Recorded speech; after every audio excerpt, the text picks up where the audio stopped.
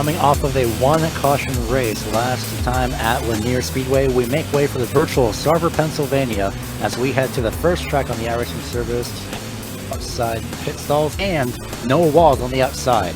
It's the 6th race of the Dirt Street Stock Series brought to you by the Bootleg Racing League right here on the Global SimRacing Channel. I'm Gary Weaver. With me in the booth is Devin Henry, and working hard behind the scenes is our director Joe Beek, and he's using cameras brilliantly set up by Dougie Beard. Before we get underway with tonight's event, let's take a look and see how exactly we get around Lernerville with your GSRC lap guide.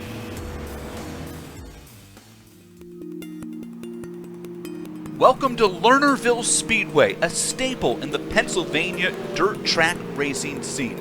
For over 50 years, Lernerville Speedway has hosted sprint cars, late models, and modifieds on a weekly basis with annual visits from the world of outlaws.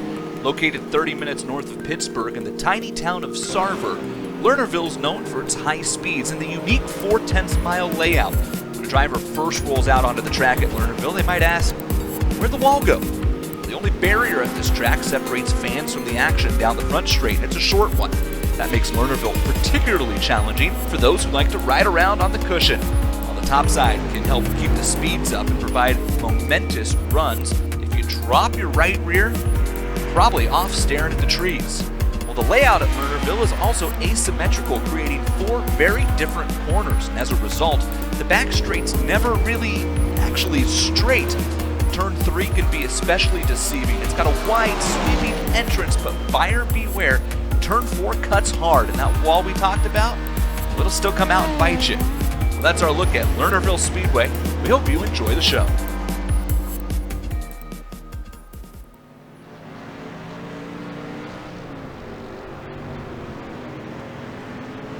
And that is how we get around Lernerville Speedways, well, without walls as well. Before we get into our information for this track tonight, we'd like to remind you that this race, and this broadcast rather, is brought to you by the Cruise Shop. The Cruise Shop has been in operation since 1986. They are a team of highly experienced travel agents that have a huge passion for travel. They specialize in cruises, all-inclusive resorts, escorted tours, Disney and family travel, groups, honeymoons, and weddings. They would love the opportunity to help you plan your next vacation. Give them a call today at 260-755-6125 or visit thecruiseshopfw.com. The Cruise Shop is dedicated to fulfilling their clients' dreams one destination at a time. Well, Devin, you probably know a lot more about this track and why it may have no outside walls, but pretty much, well, just describe to us how exactly this track handles exactly and just what we're dealing with here tonight. Well, tonight here at Don Martin's Lernerville Speedway, about 25 miles north of Pittsburgh, this is a small half mile, they call it, or it's really a 4/10 of a mile dirt oval, opened back in October of 1967. Currently, they hold the World of Outlaws, the All-Star Circuit of Champions, and one of the only tracks, or I think the only track, to hold 410 sprint cars, late models, and big block modifieds every single week. The turns here at about 9 degrees can get up to 14 degrees in the middle of the corners, and like you said, Gary, no outside walls. And while, you know, most of the time you can catch the cushion, you'll be just fine.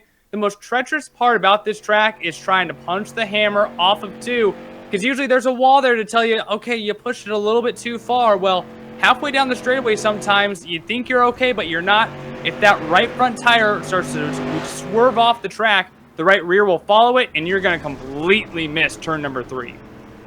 Yeah, this track is very not only dusty, but a little bit scary in the sense here as well, with not dealing with outside walls. Let's take a look at Justin Morton. That drop off to the left, or you can kind of see it here, a little bit of a hill off of the portion of the racetrack. That's what these drivers are dealing with. The only wall is right here on the front straightaway, and, well, there's walls around the outside, but not exactly the immediate outside of the racetrack. But before we get into the championship details, Devin, what are we dealing with for tonight's race? Well, tonight we are getting deeper and deeper into this series. We are past halfway now, round 6 of 11 in the Bootleg Racing League Dirt Street Stock Series. We will have heat races tonight. Top 3 advance in no matter how many heat races that we have. From every single heat race, everyone who doesn't advance straight to the A main in those heat races will go to the B main. However many cars we got in that B main, well, we got to get 20 cars through the A main, so however many cars we need to make up 20 after the heat races, That's how many move through in your B main. And that one faster pair more than likely is going to be available to use. And you see here, good shot, just nothing over there on the left-hand side. Someone else is taking a little bit of an expedition there. So great camera shot set up by Dougie Beardos. Oh man, well, before we get into the actual track itself, let's go into our championship details after last week at Lanier, where we only had one caution. We got into that, but Tyler Jackson continues his dominance here with 399 points, just 1 point away from breaking the 400 mark. Michael Redding quite a ways behind, still putting up quite a fight there with Tyler Jackson after last week. He's second in points. Justin Morton and Steven Spees, the entire second through fourth, really, in the point standings, you see all amongst each other, 71 and 74 points between each other. And then Aiden Young is tied with Kenny Kibbe for that fifth place position at 277 points. So, well, we talked about Tyler Jackson, and we'll keep talking about him because he's still going on the 4 wins out of this season. Only Bobby Rafferty has the only other win, and, well, at this point, we can only assume that Tyler Jackson is going to be continuing his dominance for tonight. I'm double checking to see if he is here tonight, and he is, so that is good to know. But one caution last week at Lanier, really, when we expected maybe a couple more at some point, how everyone was really straggled out and using multiple lanes, Devin. So I wonder if even without walls, I wonder if the outside surface of the racetrack really will kind of help mitigate the risk of cautions being called. And we've talked as a team here on the broadcast team, not on air, talking about, boy, these guys are just good. You're not supposed to go 3-4 wide at Lanier for, I don't know, 10 laps and not have a caution. I mean, these guys almost seem like pros out here in the dirt street stocks, and this is the newest dirt track on the iRacing simulator, Lanier is. And so they've only had one race here in the Dirt Street Stock Series. Last season, there was one caution. So I don't expect that to change. I don't expect no wreck fest or anything like that. These guys, they're good at what they do here in the Street Stock Series, and this is going to be another instance of, we already see how much the outside lane is already starting to slick off. Who's going to be able to hit that inside lane and kind of take over? Because this isn't like Charlotte where it gets slick on top and you bounce off the wall. If it's slick on top and that cushion goes away, you're going off the track. So it's a risk reward here at Lanier. Yeah, especially, Lernerville, actually. Lernerville. Yeah, well, that's what happens when you have 2 tracks in a row that start with an L. But regardless, though, I'm wondering, did they ever initially have outside walls, Devin? Because I know you've more than likely done a lot of research, and you know, of course, a lot about dirt racing. So I'm wondering, did they ever initially have outside walls? Did somebody steal them, or what happened here? Did they ever have a choice for not having outside walls? Because it's very unique in some cases for in this case Lernerville for this week, but also Oxford. Like, they're another track that doesn't have immediate outside walls. Granted, that's an asphalt track. Much like Oxford, the walls were stolen actually from aliens when they built the pyramids. So, no, this track, as far as I can find, they've never had walls. This track has actually been built out and out and out. It wasn't always a 4/10 of a mile track. It was actually much smaller than that for you dirt fans who enjoyed playing the World of Outlaws video game back in, I think it came out like 2001. This was one of the tracks on there, and still, not only was there no outside walls, but as you watch here, the French straightaway does have a wall.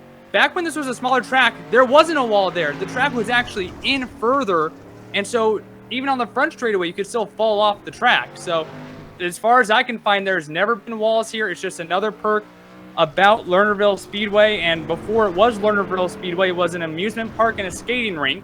I'm aware that both of those things have walls. They just didn't happen to use them. Well, we'll see. It's a really unique feature, and I'm wondering, just like mentioned earlier, if that will play into the cause of really not having a lot of cautions. Because if you do go off the track, you're going to be, especially on the back straightaway, you're going to be going for a little bit of a long ride. You better hope the field either passes enough in time to get back on track, or else you're going to be driving around the outside of the track, quite literally the outside of the racing surface for quite some time. We're going to be stuck going through the 30-mile-per-hour pit road. So really, we'll see just how this all plays out. I'm really interested because the last time I tried driving around here, it didn't go too well, and I haven't tried to drive it since. So we'll see as Segal goes off in the background there. But we'll see how everyone does during qualifying here, and if anyone really will take that same trip that Segala has taken. And the toughest part about Lernerville, if you do fall off the track, if we can get a shot from that back straightaway where you can see the grass, there's a certain amount of room where you can still be on dirt if you fall off on turn 2 down the back straightaway. But if you go beyond that, there's grass back there. That grass is almost impossible to get out of. So if you completely miss that straightaway and you go into the grass, I mean, you can lose a lap just trying to get out of the grass and get back on the track. Qualifying underway. I believe Aiden Young is one of the first drivers to start his lap time, but we're going to take a look at Justin Morton as well for the time being as he starts his out lap. Aiden Young already on his start. Luckily, so far, so good. So at this point, it's just relatively hanging on and imagine that there's a wall there and hope for the best, but that imagination can only do so much. Aiden Young possibly going to set the fast lap time for the first lap for now. We'll see what comes across the line. An 18.638 so far, the fastest lap to set first place. Does anyone else want to knock him off the top position yet? Aiden Young is on a high right now. These guys in the Bootleg Racing League actually had a Legends Cars race just before this, and it was their first dirt race. They raced at the Tulsa Expo Center, the Chili Bowl track as you guys know it, and he held off Justin Morton and won just about a half hour ago. So he's on a high, and he still has P1 on the board right now. Michael Redding, I believe, actually, yeah, Aiden Young set a quicker lap time as well, so Michael Redding's time is now 10th, and right when I said that, Justin Morton comes under a 10th of a second off of that lap time, and we're going to be waiting for Tyler Jackson to be the last driver, more than likely, to come out. But I think Justin might be thinking this is his final attempt. We'll see, but Aiden Young coming in to complete his final qualifying lap is even faster than before. We'll see. It looks to be faster at the start-finish line. It is 18.590 for the most part, 591. Of course, that fourth digit is rounded. So far, so good for Aiden Young. Boy, it's been quite a Friday. And now Steven Spees off in second place. We'll see time to beat a 18.591. Spees comes across way off, 4/10 off of the lap for now. So far, not the best for Spees. He's got 2 more attempts at this as well. And he's the closest driver, for the moment at least, compared to Aiden Young's lap time. Which is incredible because he's still over half a tenth behind Aiden Young right now. Tyler Jackson, the only driver to not start a lap yet, as he has finally gone onto the track, and everyone else is kind of finishing up their time trial. And we've talked about it before with Tyler Jackson. He likes to know, what mark do I need to beat? He likes to go out as one of the last guys, and the mark to beat definitely set by Aiden Young right now at an 18.591. Qualifying drivers will make it. Only one driver will be going home tonight. So we'll see. Tyler Jackson, the 21st driver to set his qualifying time, at least as he starts his out lap. And we'll see a great onboard shot here as well. You can kind of see just the looming darkness outside of Lernerville. He goes down to the back straightaway, runs the top side, and we'll see an 18.591 is the time to beat. So far, looking great for Tyler Jackson.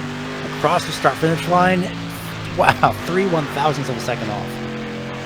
Boy, that one was close. Right now, Aiden Young and Tyler Jackson, at least in qualifying, definitely the cream of the crop so far. 6/1000ths of a second off, actually officially across the start-finish line. Tyler Jackson just has to beat a 0.59 that time around. He's actually a little bit slower. It's slipping away from him right now. He's got 2 more attempts. This is his second to last attempt right now. The last time around is 18.607.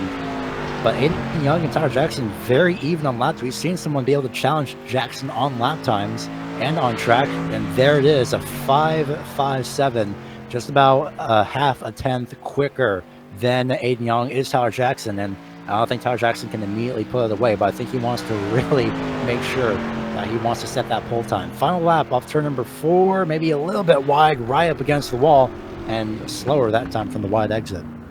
And that's where on the front straightaway you will be saved. On the back straightaway, you better slow up because that's when you're going to fly off the track.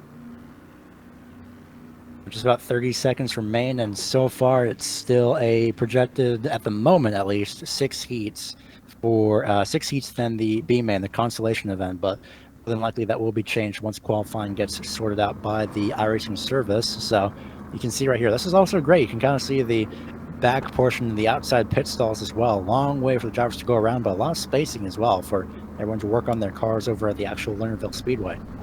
And the lighting is great too. It really feels like your local dirt track in that sense. So absolutely love what iRacing did with this off-track pit area. Not so much a fan of right here. You can see on the left side that little crossing bar right there to get out of the pits. I've hit that a few times. That's the one part I don't like about that. But besides that, I love this latest dirt track that iRacing has added to their plethora of just legendary dirt tracks on the platform. Right now it's going to be 4 heat races instead of 6, and this is going to be the first of 4 heat races here for heat race number 1. It's going to be, of course, an invert from qualifying as well, so that's going to throw a little bit of a wrench into things, as Matt Shanowski starts off in the first place position, Derek Neal starts off in second, and Bobby Rafferty starts off in third. Robbie Robinson will be outside row 2, starting off in 4th. Kenny Kibbe in that bright orange 14 will be inside the final row in 5th. Tyler Jackson, your quick time guy, will start in the back from that invert, and he's had quite a bit of luck making his way through the field in his heat races so far this year. Tyler Jackson and Kenny Kibbe are both really synonymous, really, with just back into the top 3 of the heat races, essentially, just trying to, you know, just get their speed up. Tyler Jackson already doing his classic acceleration during the pace laps just to make sure he knows what line he's running. Drivers can also opt for whatever lane they want to start on. Matt Shanowski stays and opts for the inside lane for the start. So it's either the outside or the inside lane that the leader can choose on the main start or restart. Something, just because I'm a weirdo, I found out Bobby Rafferty has some new paint on there today. Got Jim Beaver on the hood.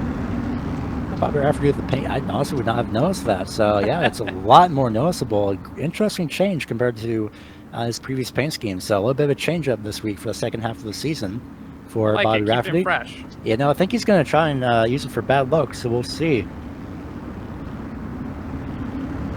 Also digging apparently Neil's DOT homage, apparently, so that's quite interesting. And we'll see if that gives him a little bit of good luck, as Matt Shanowski is on the lapel. Green flag flies, and he and Bobby Rafferty are all right down in the way, but caution called for by race control for an unknown reason, as, right off the racetrack goes Derek Neal, and he's stuck on the berm. Oh my, this is the first I've ever seen, and okay, there he goes. I was worried Derek Neal would have had to take a tow there, but luckily he managed to get it off. For some reason, maybe a missed lineup by iRacing, we'll see, but for some reason, caution called by race control for right off the start. I don't think Lil Jewel, the boss man here in the BRL, really liked that start. As you see, woo! Derek Neal going way up there. Yeah, just about got stuck. Oh boy, that's the worst feeling in the world. Well, he got really lucky right there. I think somehow, Derek Neal kind of was slow there on the start. I don't know if it looked like someone jumped it or what, but you go on green here in the BRL Dirt Street Stock Series. Everyone goes on green, so. As well as the fact that Derek Neal is hovering a little bit of a ways back on that main star as well, about half a car length to back. So that could be the reason for the caution, that the inside lane was a bit too far ahead on that main star. So we're going to re-rack them exactly how they were before. Shanowski out on pole. Neal will be on the outside here to restart, but laps are counting right now, so this is going to be like a shortened heat race. And we'll see, it's going to be now a 4-lap shootout as opposed to a 8-lap shootout for this main start. Everyone making sure that they are lined up how they are supposed to be. And we'll see how the outside lane goes for the time being. He has to be side by side with the 00 here, so he can have a good clean start, or else we're going to be ending under caution here. But for the time being, Shanowski still in control, still opts for the inside lane, interestingly enough, not thinking the outside lane is quite worth it for the time being. Pace truck off the racetrack. Everyone evenly lined up as the green flag flies. A slow start for Derek Neal up on the top side. Shanowski goes down in the way as Bobby Rafferty is on his quarter, 3 wide for position number 3. Kenny Kibbe diving to the bottom. He's got a little bit of a run here on Bobby Rafferty off of 2. He's already in transfer spot, but here comes Tyler Jackson. Just like that, and almost 4 wide on the main start. Tyler Jackson just comes straight through the field. Shanowski running the inside lane. It's going to slow him up a little bit. But right now, for the time being, Bobby Rafferty, Tyler Jackson running up the top side. Shanowski trying to run in the inside lane. But with closing the 2 laps to go at the start-finish line, it's not going to be enough. Bobby Rafferty and Tyler Jackson look like they're a Dago with how close those bumpers are. They're just falling right at each other's tire tracks We'll see if the bottom feeder here wants to slide down to the bottom, try to take this heat race win away. And we'll see how that plays out. Jackson pokes a nose to the inside lane, not fully inside though. And he'll just continue to sit behind Bobby Rafferty, but knowing Tyler Jackson, he's just not going to let that happen. White flag this time by. Alpha transfer spots. Kenny Kibbe makes his way past Shinoski on the outside lane. For the lead comes Tyler Jackson's slide job attempt. That's going to be something to really look out for. Over sliding your slide jobs as Rafferty comes down this straightaway side by side. He's going to make it, but they want those bragging rights as Jackson runs Rafferty on the inside, side by side drag race, and it's going to be Tyler Jackson at the start finish line. Bobby Rafferty second, Kenny Kibbe in third. That leaves Shinoski, Robinson, and Neal to go to the Constellation event. From worst to first, and there just really wasn't anything else that Bobby Rafferty could do there, was just how much grip and moisture is in this track right now early on. I mean, Jackson was just about as fast on corner exit as Rafferty was right in the rim there, and you know, with that much grip and that much takeoff off the corner, unless Rafferty just threw a haymaker into 3 and 4, which they were side by side, it's just, there wasn't much that he could do after that crossover. Late race number 2 will be first place Joe Segala. Spencer Gray starts off as second. Todd Liston third. Fourth will be Justin Morton, and fifth is Aiden Young. And well, like you mentioned, Devin, Aiden Young is on that high from starting or finishing first in the Legends Dirt Race just about a half hour ago, maybe give or take about 15 minutes. But Aiden Young, again, inverted heat races, inverted grids, so Aiden Young would technically start first. I wouldn't be surprised, Devin, if he made his way up immediately into the top 3.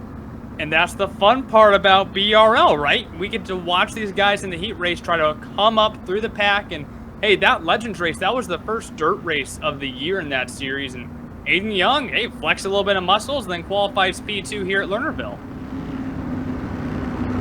We'll see how Aiden Young does for this event as Joe Segala stays on the inside lane, opting to take that instead of the top side, interestingly enough. So I think what these drivers have in mind is to get that jump on the inside, then make their way up the racetrack and not leave the inside lane open for passing opportunities. We'll see how exactly that plays out later on, or if anyone decides to be a little bit daring and go for the top side instead of the inside lane. But Joe Segala leads the field down as the pace truck is off in pit road. Green flag being waved, and it's Joe Segala down in the way, and already I think Justin Morton tried to go to the top side of Spencer Gray, but that didn't work out too well in the start. Yeah, I thought better of it there as we're almost 4 wide off of turn 2. He wanted to peek his nose on the outside there, but it's just dangerous. If you get a bump, you don't get put into the wall, you get sent off the track, and there's no way you're advancing if you go off the track in one of these heat races. Todd Liston gets through a little bit bumped and almost sent up in the top side of Aiden Young, trying to run the top side around 87 and then 9 for the time being. Aiden Young so far trying to just get a transfer position at least. He's trying to get ever so close there, nearly runs into the back bumper. And something I was going to try and bring up in heat race number 1 is that slide jobs. Well, that's going to be something to really look out for. Does Aiden Young go for it? He does. And you're going to have to make sure to not overshoot those slide jobs as, oh, there goes Justin Morton flying off the racetrack. Spectacular into the, well, he's definitely done for now, but we'll take a look at that later on.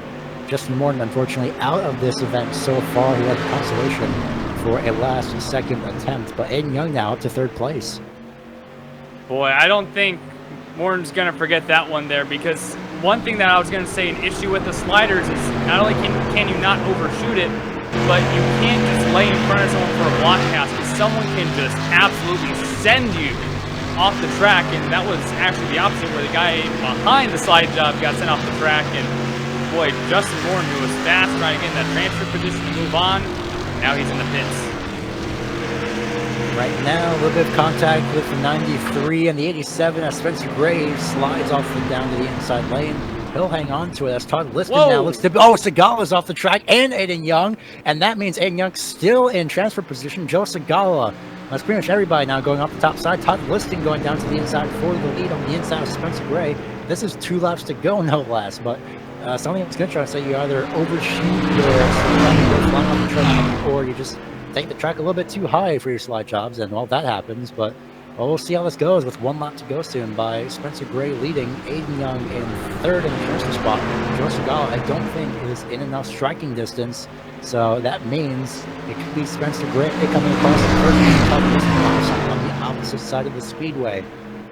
As they make their way down the back straightaway, it's going to be Todd Liston with a last-ditch attempt, maybe down to the inside. No, he'll just stay in line. So Spencer Gray, even after going off the track, will finish in first. Todd Liston second.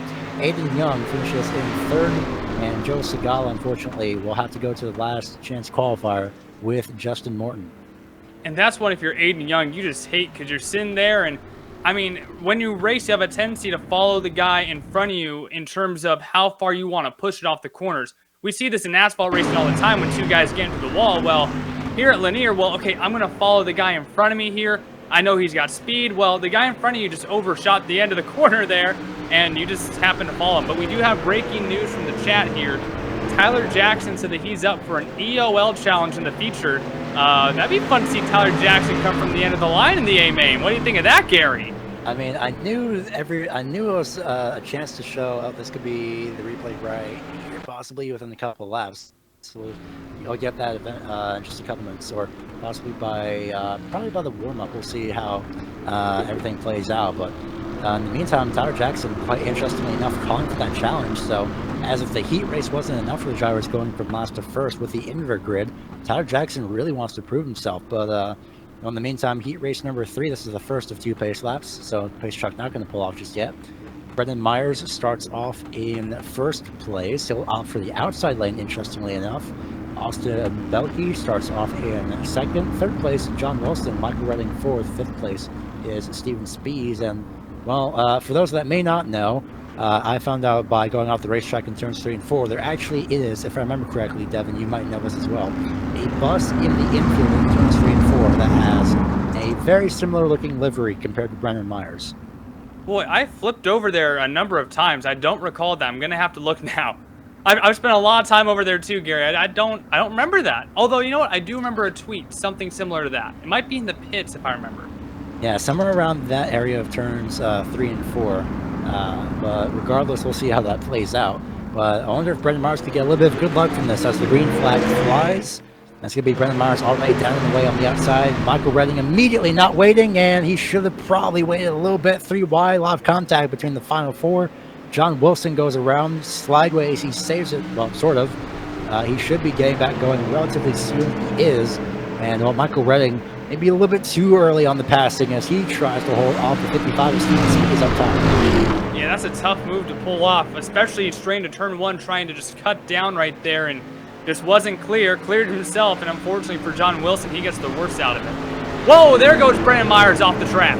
Oh, so much for that good luck that I mentioned. That's the commentator's curse right there. Not too much for Brendan Myers. He's able to get back going, but unfortunately, he will fall off the pace now. And it's going to be now Steven Spees, Michael Redding, and Austin Belkey as your top 3 for this event. They're not even halfway through the heat yet, but we're getting there very early as Michael Redding is right on top of that back bumper of the 55, on the curb as well, or sorry, on the cushion as well.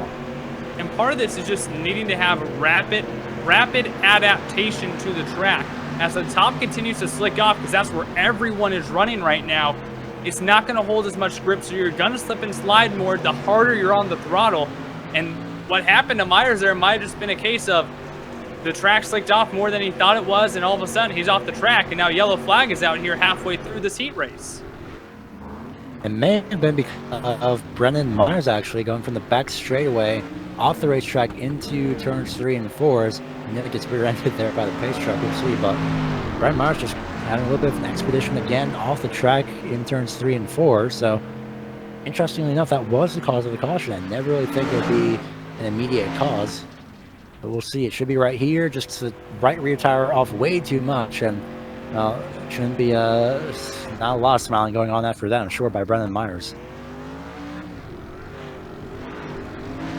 You know, what I think might be happening, Gary, is there's that Lightning McQueen trailer in the pits at 3 and 4, and it's turned out to be a magnet.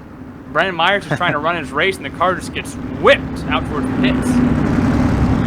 I think Brendan Myers may have to change his delivery just specifically for this race the next time they come out here for the Street Stock Series. We'll see, but hopefully Brendan Myers can pull it back together and get that car back under control. But so far, that paint scheme or livery or what have you, not doing too well just yet. Brendan will have to put Dynaco on the car next time here.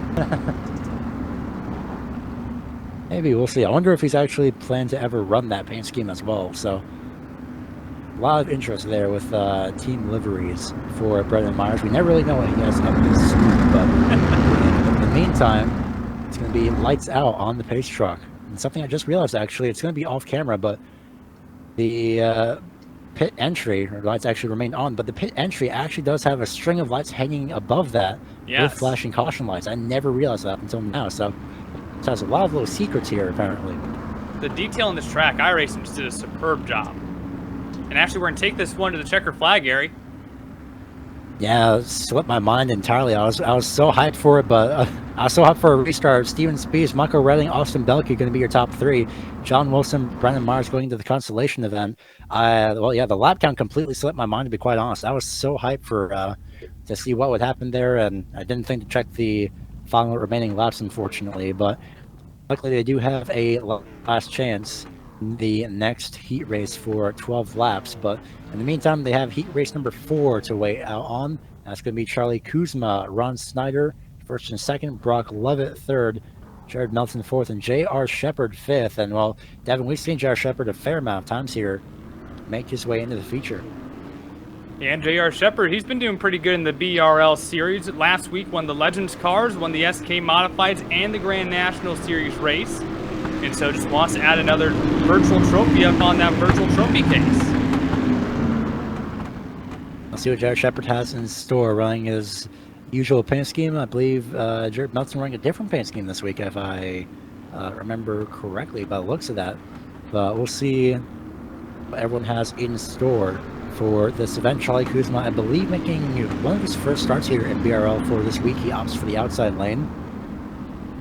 I do not recall entirely seeing Charlie Kuzma here, so quite interesting to see how. It's going to be fun to see how he does here for this week, especially opting for the outside lane. But we haven't seen that often. Only 2 drivers opted for that so far.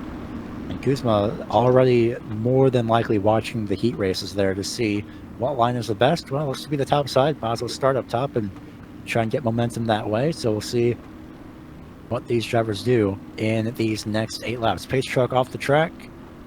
Going to be the 16 of Charlie Kuzma in control. Second place going to be the 29 of Ron Snyder. Green flag flies. Snyder didn't entirely get back going, but he does eventually.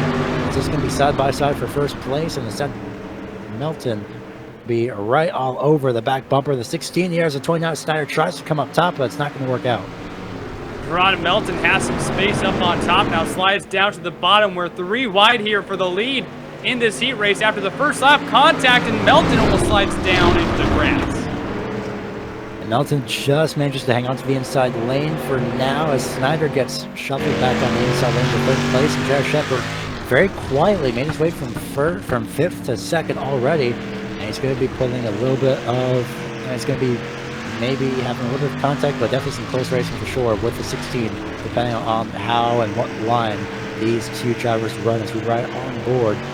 Jared Melton looking and watching Ron Snyder, that transfer spot slowly slipping away, but also getting a little bit closer depending on which end of the speedway these drivers are on. At this point, a little bit of a gap. Not going to be helping from Melton for the time being. 5 to go. Snyder wants to hold on to that final transfer spot. Kuzma just wants to hold on to the lead, though, under attack from J.R. Shepard. He's continuing to close the gap here as everyone's riding the rim right now in Lernerville. For the time being, halfway throughout the speed event, keeping in mind that this field is inverted. So Charlie Kuzma essentially being the slowest driver out of these 5. He's up in first place. He's hanging on very, very well so far. And right now, even though Jared Shepard closes in, Kuzma could be a little bit of a challenge for some of these guys who are showing them what he's made of for now. Yeah, he's holding his own up front now. 3 to go here in this heat race, and we're going to see Shepard trying to pitch it in a little bit lower here. He might get door to door, but the pure amount of speed that Kuzma has off the corner going to keep the 98 at bay. Oh, Kuzma just barely went off the track as well, and Jared Shepard slid up into the 16. That was really close for Kuzma. The right rear tire looking a little bit too close for comfort there on that berm up on the top side. And the final transfer spot starting to get a little interesting. Ron Snyder has Ron Melton closing up on that rear bumper. We'll see how this plays out. Final lap this time by Charlie Kuzma trying to defend from Jared Shepard as Ron Snyder tries to defend from Jared Melton. You could have two separate battles going on here off turn number 4. We'll see.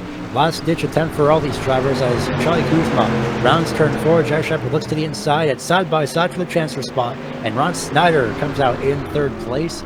J.R. Shepard second, Charlie Kuzma in 1st. That means Jared Melton and the last place driver of Jared Melton and Jared Shepard, or rather Jared Melton and Brock Lovett, will be going to the consolation event, which is right now, and the magic number is 8. So one driver will be going home from the consolation event, as we have Matt Schnoski starting off in 1st, Joe Segala 2nd, 3rd place is Sean Wilson, and Jared Melton starts off in 4th.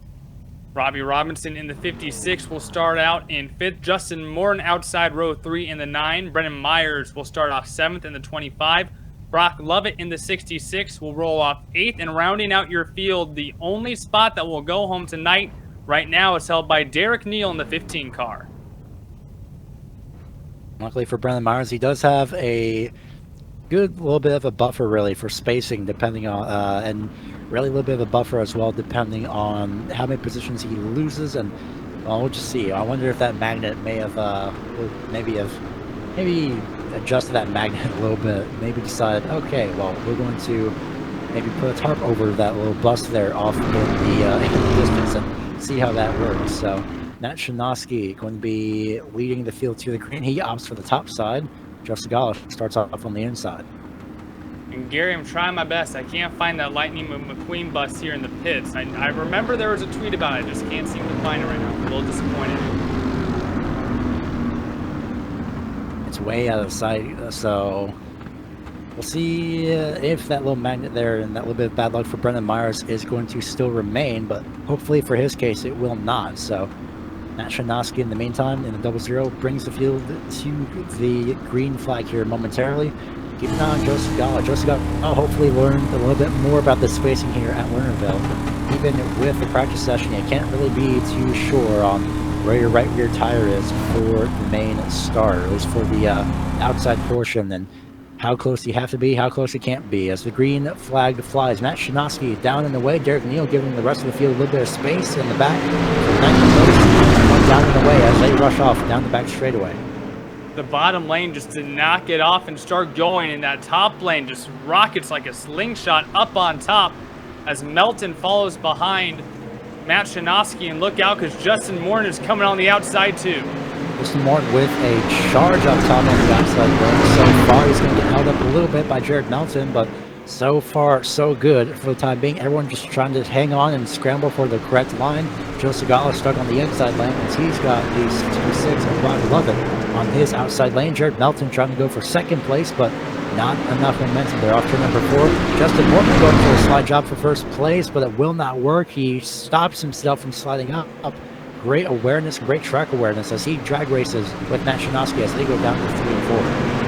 Now stuck on the inside, Melton wants to take advantage of that as Justin Morton has to slide back into line. Segala still trying to utilize that inside lane, trying to catch up on the 4 leaders. Right now up pushing the cushion as those 4 are just stacking up right now. They're almost bumper to bumper. Segala still running the relatively middle lane there, you can see in the background. Not really running the exact top side as Shanoski goes down to the inside lane to defend, and that leaves Justin Morton on top on the top side. Interestingly enough, a little bit of a lane swap for those two as Shanoski tried to stop himself from sliding up, and that cost him a lot of momentum and fall quite a ways back from 1st place for the time being. Shanoski just got a little bit too loose off of 4, gave up the outside, and Justin Morton is running away from the field now. Going to be halfway at the start-finish line. So far, so good. Transfer spot looks to be relatively clean and clear for the time being.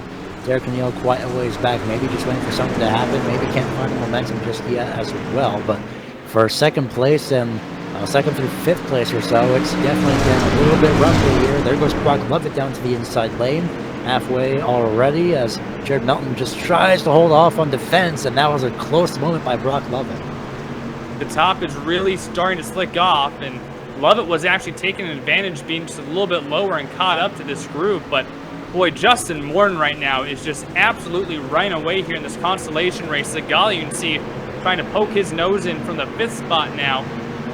Brock Lovett still trying to chase these guys down, but how about Shanoski holding his own in second? Justin Morton, the only driver to set the fast lap of an 18.7, below 18.7 really, so the second closest driver that set the fast lap was Brock Lovett, but he was 2/10 off the last time at that time, so Justin Morton showing his pace already, just visually as well, and in terms of lap time. You see really the closest battle now for the final podium spot, but final transfer spot relatively clean and clear. Derek Neal, unfortunately, having a little bit of bad luck trying to run the top side. He really nearly hits the wall off turn 4, but he manages to hang on to it, as Segala and Robinson were side by side in turns 1 and 2. Boy, Shanoski is just flirting with disaster right now. He's constantly the highest guy up in the middle of the corners, and he's still trying to find a way to speed up and catch up to Melton. Now a little bit lower on the track there, as I think it got a little bit sketchy there for a couple of laps as we come to the white flag for Justin Morton. Justin Morton with great pace in this heat event, starts 6th, and he's already made his way up to first place, set the pace as well, set the tone for what could possibly happen in the feature. As Shanoski and Melton are currently 2nd and 3rd, Justin Morton going to be going home knowing that he is for sure in the feature event after winning the Constellation event. Justin Morton, Matt Shanoski, and Jared Melton 1st, 2nd, 3rd. Brock Levitt 4th, 5th place is Joe Segala, 6th Robbie Robinson, 7th is Justin Wilson, 8th place Brendan Myers, and unfortunately Derek Neal will be going home for tonight. Well, in that race, we didn't have anyone go off track, Gary. So this is an improvement from some of those heat races. But now this is the big event. This is where you get 20 guys all at the track at the exact same time. It's going to get tight, and you just can't get too invested in fighting for the same real estate because everyone's going to want to be on the top, Gary. And that's just, man, it's just gets so sketchy up there. The track state will revert back down to 20%. They'll take the blade. They'll take the water to it after this warm-up session, but man, imagine just how many laps this track gets with 20 cars going around all at once. In 20 laps, which is halfway through the race, there's 400 laps, and they're almost all going to be up on the top. And it just wears down the track as well, just a lot. But also keeping in mind that Justin Morton, the same driver that got moved up off the racetrack and flew off the racetrack, I believe had to take a tow and got damaged engine.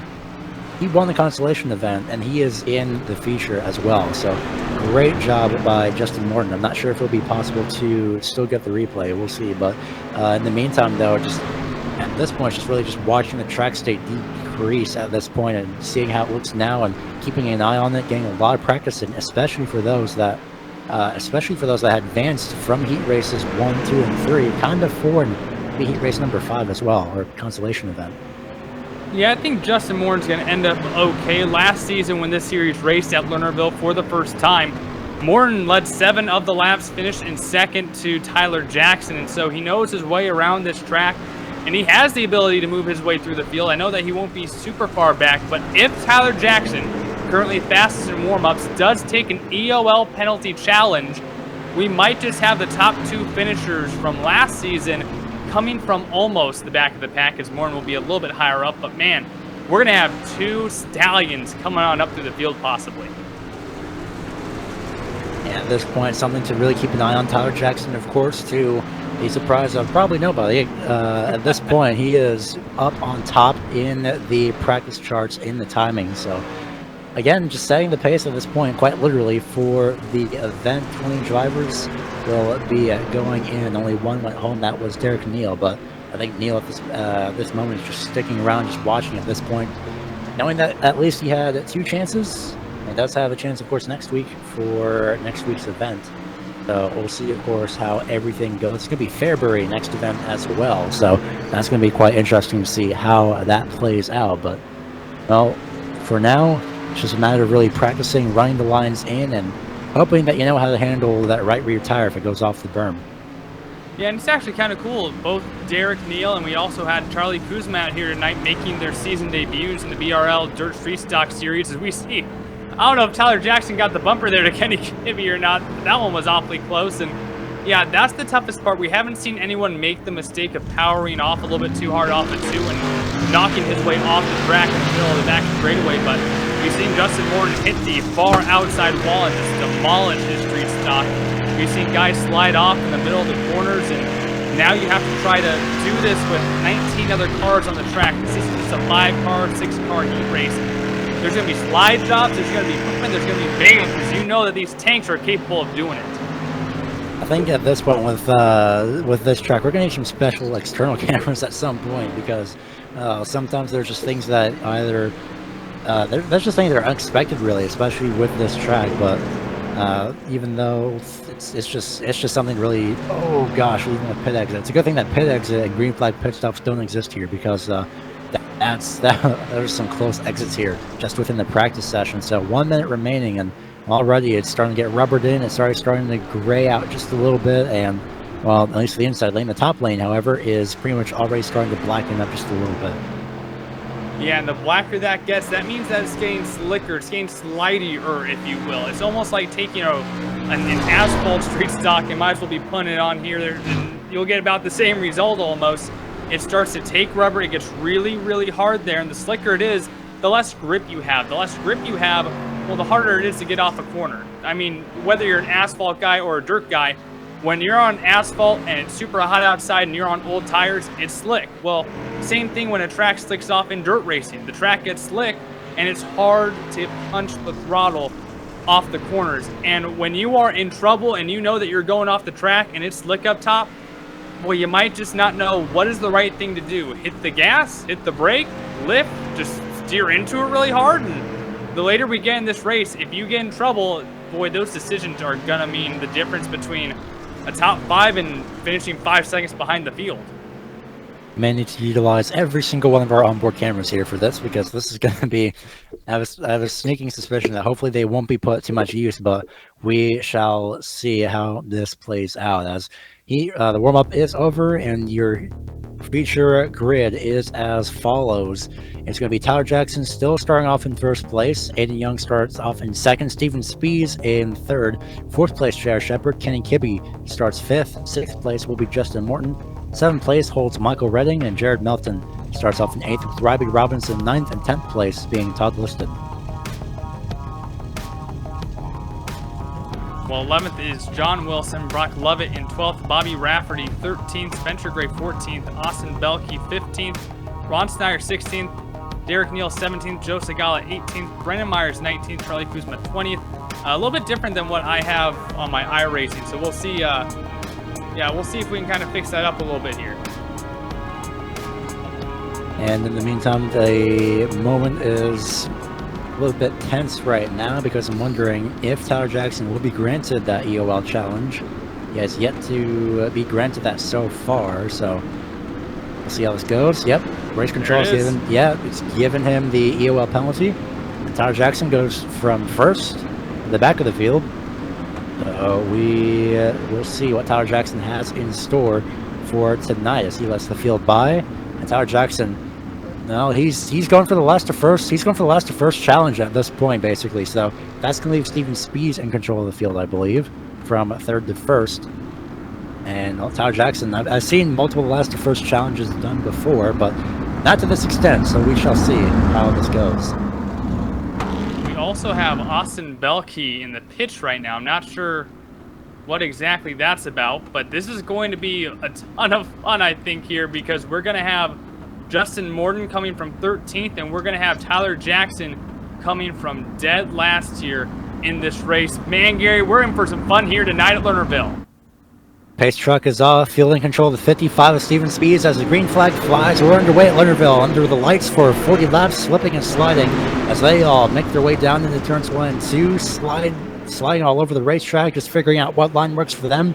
So far, no one goes off the racetrack at the top side as Michael Redding gets a little bit shunted and body slammed down to the inside lane. He holds on to it side by side for first place as Rafferty tries to get to the inside of Redding. Nothing yet. Steven Spees.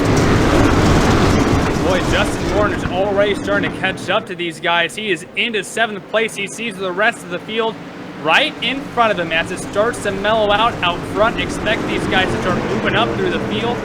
Right now, Tyler Jackson, he's only 3 spots up through the field, and boy, he is just in a hornet's nest right now. Tyler Jackson gonna have to work through a lot here as Steven Spees, keeping in mind, sets the fastest lap, 18.837. Keep an eye on that as well for that notification to come up maybe later on in this race, because you'd be surprised how much all that leads to you, as it's side by side for third place between Redding and Gray. Spencer Gray up on top, didn't slide too much as he wanted to, I'm sure. Spencer Gray still quite a ways off the track, just hangs on to it. And the 16, the seas parted for Charlie Kuzma there. He's going to be in fourth place here across the start-finish line. Justin Morton's off the track, got into Kenny Kibbe. We also have Todd off. Liston falling off the track as well. And they managed to hang on to it. Justin Morton way off the track. He nearly hit the inside wall, but he just managed to hang on to it. So we'll see when we can get a replay at an adequate time. But right now, Steven Spees trying to hold off Bobby Rafferty in first place for the time being. Rafferty down to the inside. Slide job attempt, maybe. We'll see what happens here. Now Michael Redding sets the fastest lap, about a 10th or so quicker last time compared to Steven Spees. Rafferty still on the inside. Bobby Rafferty, the only guy not named Tyler Jackson to win so far on this season. Trying to run down Steven Spees now as they're both pushing the cushion on the outside. Tyler Jackson has made his way up to 12th, but still plenty of spots to go here. But hey, we are just ending lap number 7. Right now, Rafferty just having the right rear tire, and with Steven Spees having the right rear tire just a bit off of the main portion of the racetrack. And you can see just not only the distance between first through third, but also the just not exactly how unorganized it is, but how daring everyone is. It's 3 wide nearly for about 6th place between J.R. Shepard, Ken Kibbe, and Aiden Young. They all managed to sort themselves out for the time being. Almost finds himself in the wrong direction there off turns 3 and 4. He hangs on to it. Caution's out for the first time tonight. And Brendan Myers, well, not because of the caution, but he'll slide off the racetrack. Well, by my count so far, we've had at least 4 cars fly off the track in this A main here at Lernerville. Last time these guys ran here in this series, there was only 1 caution, so we might be having another 26 laps of green maybe as Belkey and Myers kind of get together, and that's not too far in front of the leaders, so the caution flies there to kind of make sure that we don't have any issues as Spees, Rafferty, and Redding were just running away from the field.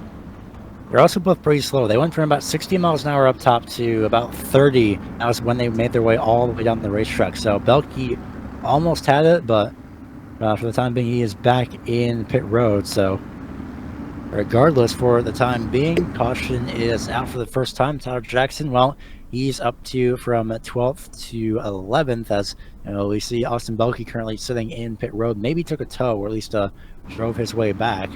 And as for Justin Morton, well, he went flying off the racetrack and nearly hit the outside wall off in turns 3 and 4, which we might be able to see here actually from this camera angle, depending on how soon these drivers go around. And yeah, you should be able to see just at the pit exit, left-hand side of the timing tower, you see that just that random wall set there. That's where Justin Morton nearly hit. So lights are out. Morton off in about 16th or 17th position. And Justin Morton's got to absolutely love that caution. Now he gets a chance to come back, and now we have Tyler Jackson 11th, Justin Morton 16th. The top two finishers from last season still trying to work their way through the field, but Rafferty and Spees have been the class of the field along with Michael Redding. Spees opted for the inside lane for this restart, the defensive lane as well. We'll see how this plays out. 29 laps to go at the start-finish line as the green flag is given. Everyone's down the way. Rafferty with a great start. Great Steven Spees. We'll see who has the advantage as Redding dives his way down, looking to be 3 wide for first place through turns 3 and 4. They are side by side, 3 wide. Redding, will he try and go for the lead this time? He does, opting for the very inside lane. That shuffles Spees down to second, and Redding nearly gets first at the start-finish line. Tyler Jackson has moved his way up to 6th place now, and we're 3 wide for the lead. Stuck in the middle is Michael Redding trying to find a way around, and then we're spinning behind him. J.R. Shepard flies into the infield, and we are under caution again. Another driver around on the inside, it was Robbie Robinson that was around in the infield. More contact with Brendan Myers, unfortunately, so a little bit of it for J.R. Shepard as well, I believe, as there's still a little bit of contact afterwards as well between John Wilson and Ron Snyder. Boy, there might be some hurt feelings after this race, guys. Just everyone is gunning for position, and right there, that's just Spencer Gray was moving down a little bit. I mean, that's just a racing incident right there, but it still ends up someone's got to go to the back of the pack. Unfortunately, that decision was already made for them as well, but these restarts are giving Tyler Jackson a big advantage. He's 6th place right now, so he'll be restarting on the outside lane. And what we've seen how the outside lane does, of course, so far. And for the time being, Charlie Kuzma, though, still holding his own in 4th place position, looking for a first top 5 finish so far. Yeah, first race here with the Bootleg Racing League Dirt Street Stocks. Looking to make it a good one here, trying to hold his own inside the top 5. Man, Tyler Jackson, he's in 6th. Justin Morden right now is sitting in 12th. Man, I mean, this has just been an absolute show so far. Hey, how about that last restart, Gary? The top 10 were 3 wide. We had 3 wide, 3 rows deep, and then there was just one guy kind of in the middle, like, man, I don't want what none of y'all are selling. Yeah, more than likely, I'd probably be the one that's thinking, I should probably just sit back here and just let this happen and hope for the best. So, right now, Bobby Rafferty, of course, when the caution was called, he had gotten the lead at the time of the caution was called, and he's looking to restart up on the top side. Austin Belke, unfortunately, having to retire, so at least 19 cars on the lead lap and in this race. I think Belke may have been having a few hardware issues, possibly, but unfortunately for him to retire this early on. But right now, Rafferty opts for the top side. Steven Spees now stuck on the inside lane. Rafferty in that slick new looking paint scheme wants to take that to victory lane. Hey, first winner this year with 2 different paint schemes. That's the goal right now. And we'll see. I have a sneaking suspicion that the other 18 drivers here on this track might be looking to spoil that. One in particular who may be called the bomb feeder and has a number 8 named Tyler Jackson. We'll see. As Bobby Rafferty and Steven Spees are even off on the green flag. And it's going to be Spees with an advantage for a quick second, but Bobby Rafferty nearly over-rotated off the corner and off the racetrack quite literally here as we ride on board mid-pack here. As just in front of Kenny Kibbe comes Brock, just in front of Brock Levitt comes Kenny Kibbe wide for the lead as well, trying to hang on to the inside lane, running very inside. Jackson might be called the bottom feeder, but per the usual, he's one of the guys who's pioneering way up top as he makes a little bit of contact there. It's tight going into turn number 3, and Tyler Jackson is off the course. He does hang on to it for the most part, doesn't make contact with anybody else or the outside wall, and that means progress has been reset for Tyler Jackson. He's sent back all the way from about 6th to 16th. And as you can see right now, Rafferty off in first. Steven Spees might be looking to almost go off the racetrack. I thought he was from that speed, but he manages to hang on to it. Michael Redding's third, 4th place. Charlie Kuzma 5th place. Aiden Young. Half a dozen different drivers have found their way one way or another off the track now. As boy, all those guys just have to hike their way back up through the field. But for now, Bobby Rafferty sitting nice and pretty up front in front of Steven Spees and Michael Redding. Charlie Kuzma and Aiden Young, that's really been your top 5 even with those chaotic restarts this entire race. Just under halfway this time by, and already Tyler Jackson made his way back to 14th. Now for the time being, Michael Redding still looking for the very inside lane, trying to get by Steven Spees for the time being. Even Bobby Rafferty has migrated down to the very inside lane for corner entry, and this is going to force Steven Spees to run essentially the preferred lane, but also the defensive lane up top. The inside has so much untapped moisture right now as the top continues to slick off. There's a chance to run the inside faster than other guys are running the outside, and we can already see the reaction from guys like Steven Spees running lower. I think Bobby Rafferty was a little lower in that corner than normal. Redding is in trouble, just gets right back on the track in time. Boy, that could have been really bad there. If you are even just one tire off the track going into turn 3, you're going to go slingshot it off the track. And that's especially if you're entering the corner as well. I'm not going to say what I was going to say, but in the meantime, for the inferior commentaries, of course, I'm not going to say it just yet. But for the time being, we have Charlie Kuzma and Aiden Young battling it out for 4th place. Kuzma holding his own up on the top side with Aiden Young looking down to the inside, but nothing doing just yet. So the inside lane is getting run in. It's just that there's not a lot of drivers running it enough to really... Redding was off the track again on the back straightaway. It may have seemed just on the top of your screen. So the inside lane helping out just a little bit. And I think Redding may just want to run that inside lane all the way around as Kuzma tries to defend from Young. Young closing in right on the rear bumper of the 16. Both of them running way up on the track, and we have another yellow flag. Off in turns 3 and 4 with Spencer Gray. We'll see what happens here. And oh, it's just the worst situation as well. 29 Ron Snyder getting the worst of this. So see, it's going to be off in turns 3 and 4 here as he heads down into 3 and 4. Spencer Gray, the usual thing that we've seen happen, someone goes a little bit too high up off the track, but then just a hard shot to the inside and right in front of Ron Snyder. Just nowhere to go for either of those two. Boy, that is just extremely unfortunate, especially for Ron Snyder just minding his own business. And just, man, those are the ones that scare you. Those are the ones where I'm glad I don't drive in VR. You'd be surprised how it would look in VR. Very scary. You'll see here, that'll be this upcoming corner here, just how fast it happens and just how Ron Snyder has nowhere to go. Running the top side, everything's normal. You see him go off and just, oh, man. All you see is the sky. Spencer Gray's off in pit road getting his faster pair. Was, I believe, Ron Snyder.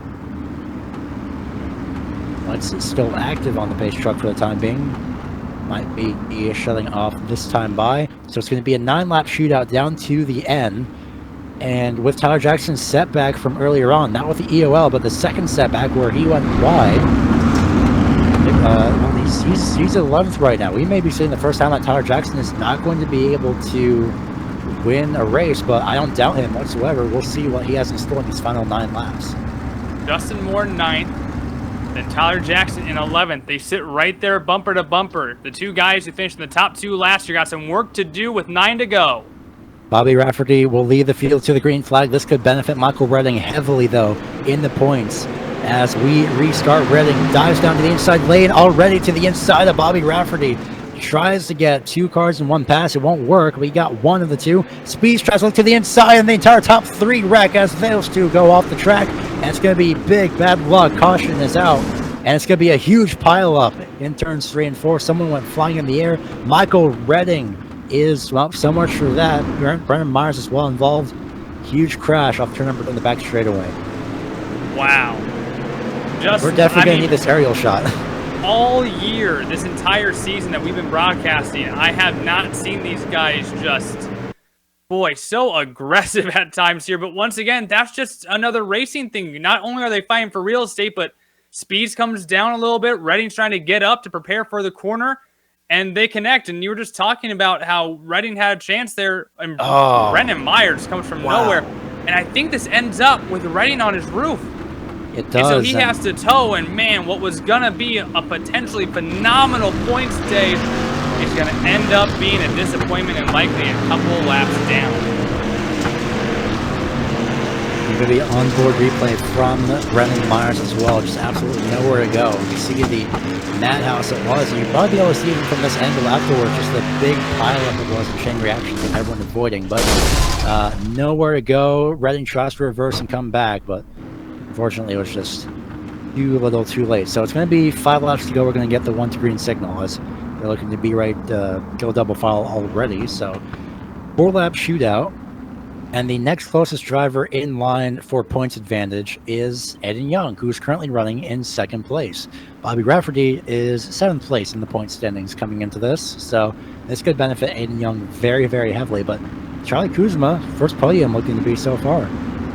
Now, we do have a few laps to go here. I do want to update everyone starting on the outside row of row 3, Tyler Jackson. Starting outside row 4, Justin Morton. Boys, this race isn't over yet. Yeah, it still has quite a ways to go. And no green and white checkers, keep in mind. So when a caution is called, then the race is pretty much over at that point. So Bobby Rafferty in control, opts for the top side, gives the inside lane to Aiden Young.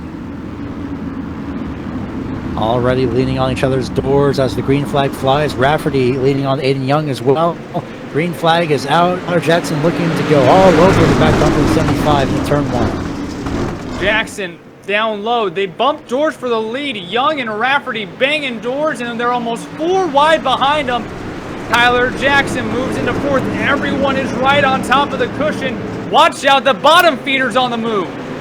3 laps to go at the start-finish line. This time by, it's going to be Tyler Jackson looking to try a slide job attempt. There goes Justin Morton. Keep an eye on him as he'll run the top side as well. Jackson looking to hang on so far. Boy, that was scary. Bobby Rafferty there just kind of dropped off with his internet connection. I wasn't sure exactly. Oh, crash in the back. And we that have could be it. more issues in the back, and this might just be how the field ends. And I think, not sure who had spun out. May have been Shimnosky or somebody at the back of the pack. It was a quick pileup, really. Again, it was Charlie Kuzma that was involved. Also, Justin Morton, the 75 of Jared Melton. Spin from Kuzma. Well, this will be interesting to see how this sorts out on the leaderboard. But how about Aiden Young tonight from 10th to 2nd here, as this is going to be how the race ends, Gary.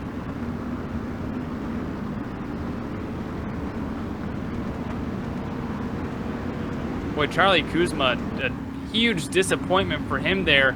We talked about how he was running top 5 basically all the race, but this is it, Gary. How about Bobby Rafferty going to victory lane? Second win this season for Bobby Rafferty, and like you mentioned, second win in that paint scheme. Tyler Jackson going to give him a congratulatory bump after getting set back twice. Tyler Jackson managed to make his way up to the podium, but Bobby Rafferty, the second win of the season, finally breaking a little bit of the stranglehold that Tyler Jackson had. And so far for Bobby Rafferty, this is going to be a great day for him in the points. And unfortunately, we missed Bobby in one of the races here this year. He's gonna put this thing in victory lane. I love when drivers do this. Don Martin's Lernerville Speedway. Bobby Rafferty's gonna pull on up into victory lane. Unfortunately, we missed Bobby during one of the races earlier this year, and that's where drop weeks become oh so important. Don't think that he's not out of this championship hunt yet. With Bobby Rafferty as your race winner by luck of the caution, we'll be right back momentarily here as we're going to go to a quick break. After that's going to be your unofficial results, championship results as well, and possibly some interviews more than likely. We'll be right back here with your post-race interviews here at Lernerville Speedway with the Bootleg Racing League here on GSRC.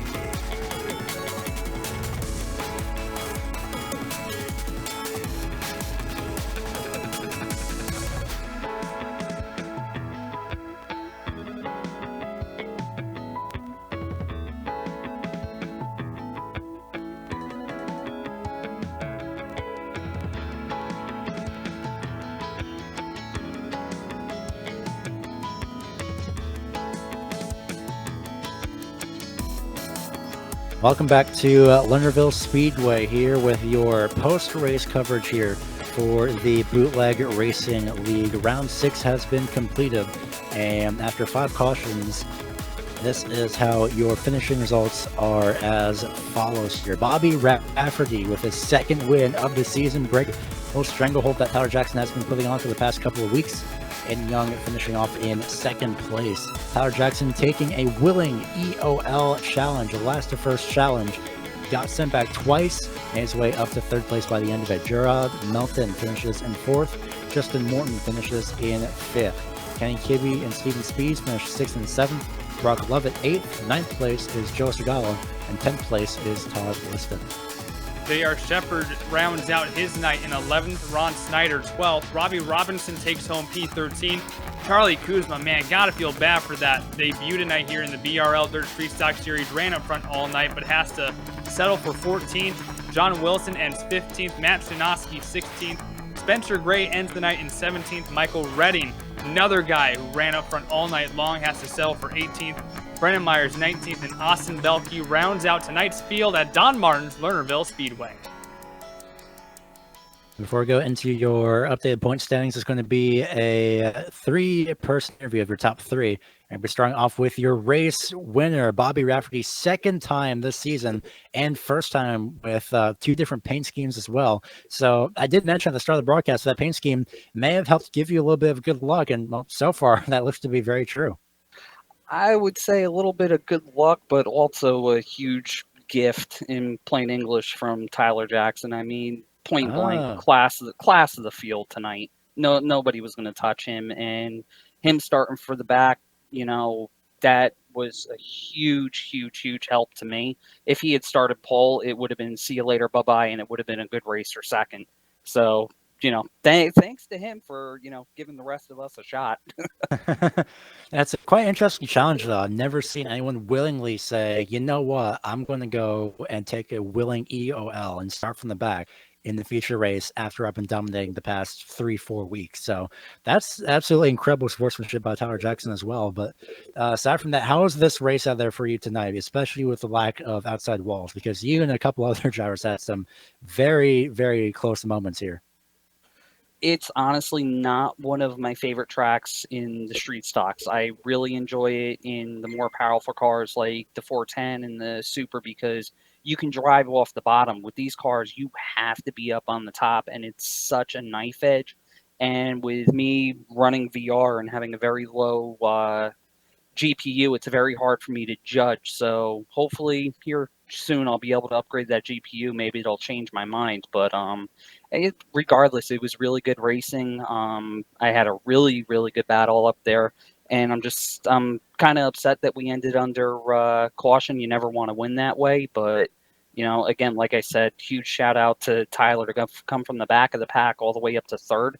That just shows you the amount of talent that kid has. He is absolutely incredible. Devin and I did mention a couple times about running VR here at this track. So it's in some cases, it looks to be pretty scary, but definitely get that upgrade in the meantime. But before we go ahead and let you go celebrate your win and head on to Fairbury for the next race, who else would you like to give a shout out to for your race win? I've obviously got to thank all of my team and my partners, or I should say our sponsors. I got to thank General Tire, Polaris Razor, Vision Wheel, Rigid Industries LED Lighting, Dirtfish, GSP XTV Axles, Gibson Performance Exhaust, Acronis, Sant Racing Fabrications, and I also have to give a huge shout out to our graphic designer, Matt Everhart, and 07 Designs. He's the one that does all of our paints, and that car just looks absolutely wicked. We wanted to do something a little bit wild, and I think the thing came out absolutely phenomenal. The only other little shout out that I have to give is it was my wife's birthday a couple days ago, so I want to wish her a happy birthday. I won't say the age. We'll just go $21.95 plus tax because tax goes up every year and nobody's sure exactly what it is. I guess that does work out. So congratulations on your race win, and definitely keep, because it might help out at Fairbury next week. So we hope to talk to you again next week at Fairbury. Absolutely. I'll be there, guys. Have a good night, and thank you guys for putting this on. And again, thank you to Bootleg and the Cruise Shop for supporting this league. It's an absolutely great league to be in. Thanks for your time as well. That was Bobby Rafferty, winner second time this season. We're going to move on to second place, where Devin Henry is caught up with Aiden Young. Hey, I don't have Friday nights like this very often, but Aiden Young takes the win in the Dirt Legends car at the Chili Bowl just a few moments before going 10th to 2nd here at Lernerville. Man, Aiden, how was it trying to go through the pack here? It was just chaotic as you make the trek from 10th to end up mid-pack on the podium. Yeah, it was tough. Just kept getting stuck behind slower cars than me. Yeah, you guys seem to have plenty of tough moments there trying to run the cushion. How treacherous is that cushion? We saw so many guys popping off the track tonight. Yeah, it's treacherous because it's hard to tell where the edge is until you hit the edge. And man, those cautions, just so many of them compared to last season here, just one, and then this time a good handful. How stressful were those as you continued to move up and up through the field? Yeah, the beginning ones weren't that stressful, but the very last one, as always, it would be stressful. Well, Aiden, plenty to celebrate, a first and a second here in the Bootleg Racing Series. Who do you got to thank for your performances tonight? I gotta thank Evil Outlaw Motorsports, Michael Redding, all my sponsors, Young Gun Creations. I had a couple fans out there watching tonight, so I thank them for watching. Aiden Young sticks at 5th in points still and comes home second tonight at Lernerville. Thanks, Aiden. Thank you. And now we will head on over to Gary Weaver, who is alongside the guy who put on a show tonight, the bottom feeder, Tyler Jackson. Tyler, I have many questions for starters. Oh my gosh, for starters, how did you do that? Secondly, why the EOL? Well, I started on the pole last week, and I don't know. I don't think anybody should get to start on the pole 2 weeks in a row. So, I mean, this is just for fun. There's no money on the line, so why not? Makes sense. That does make sense. So after, oh man, that's just an absolutely incredible job. You did get set back willingly by yourself once, and then the second time unwillingly, but you still managed a 3rd place podium finish. That's just absolute skill with this, with just how your driving is as well, and of course still showing why you're defending champion. You're still in the lead in points after that by a very incredible margin, just about 80 or so points in the meantime. But after this, what are your thoughts heading into February for next week? Are you thinking to do the same EOL as well next week, or does that just all depend on qualifying?